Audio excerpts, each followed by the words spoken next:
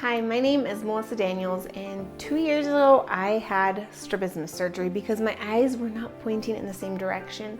And the surgeon first corrected my eye turn and overcorrected it way in, and then he adjusted the sutures later so that my eyes looked pretty straight. This video is about how the results are sticking and like side effects that I'm experiencing 2 years later. The redness, light sensitivity, fusion, double vision, eye, like the size of my eyes, itchiness, and vision therapy, and how surgery impacted all of those different things. My surgeon was Dr. Peterson in Salt Lake City, Utah. He's phenomenal. And while he is awesome, and I totally recommend him for strabismus surgery, even he doesn't take all the credit for the success that I've had. As you can see, my eyes are actually pretty straight. And a big part of that success is because I have spent so much time doing vision therapy and teaching my brain to use both of my eyes. So that is a big part of the success. I don't want to say like, oh, if you just get surgery, then your eyes are going to become perfectly aligned, because there's more to it than that for me. So if you want to know more about if surgery is a good option for you, you can go to learn.strabismussolutions.com, and there's a quiz that's completely free called Surgery versus Vision Therapy, and that can kind of help give you an idea of whether you might be a good candidate for vision therapy or for surgery. So on to the results and what outcomes we're getting 2 years later from the strabismus surgery. First, let's talk about redness and itchiness. Usually my eyes are not red anymore. So you can see right now, maybe I'll come to a close-up. If I look to the sides and look to the other side, they're not too red, right? There's a little bit of scarring, and I know that like it's not perfectly white. I think that's a concern for some people, that their eyes are never perfectly white again. And I do sometimes think that the white part of my eye can look a little grayish. But my eyes still do get very, very red from time to time, and they're a lot more sensitive. For example, if I go swimming in a chlorinated pool, my eyes will definitely be like bright red, like look bloodshot after I go swimming, more so than normal. Like my kids can swim in the water with their eyes wide open for hours and then their eyes turn red. For me, I can have my eyes closed and just dunk myself a couple times and my eyes get red. So definitely get red a lot easier. Certain types of makeup will make my eyes really itchy and also turn red. If I get soap in my eyes in the shower, I just those kinds of things. Smoke in the air, if I'm exercising really hard and sweat drips into my eyes, all of those things, really, I have a reaction to them. So it's not like this huge problem that I have every single day, but definitely I think I experience that more than the average person, and that's probably because of the different eye surgeries that I've had. And I had 3 when I was young as well. So that's redness, itchiness, all of that still flares up from time to time.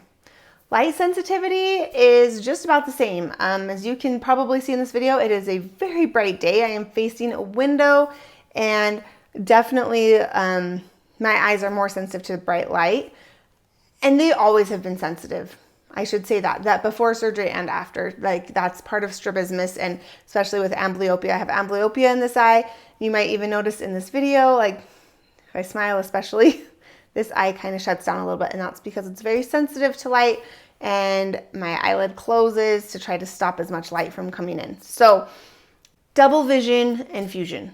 So before surgery, my eyes were so far apart, it was very easy to suppress, and I didn't get any. I got a little double vision as just part of vision therapy, but when I got the surgery and my eyes were aligned, the double vision was really, really bad for a few weeks after the surgery, and then it just slowly but steadily got better and better and better and better until now, 2 years later, I get virtually no double vision.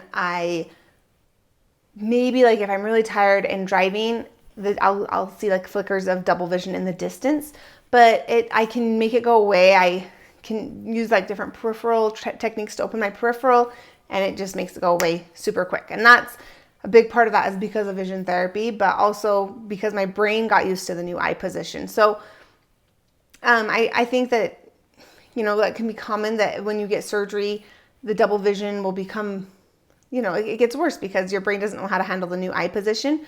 but over time your brain can get used to that and like relearn how to use your eyes. My eye size, I don't know. I think this one's smaller. I don't know. I hear people obsessing about this a lot. I just don't worry about it too much because there's just really not a lot I can do about it.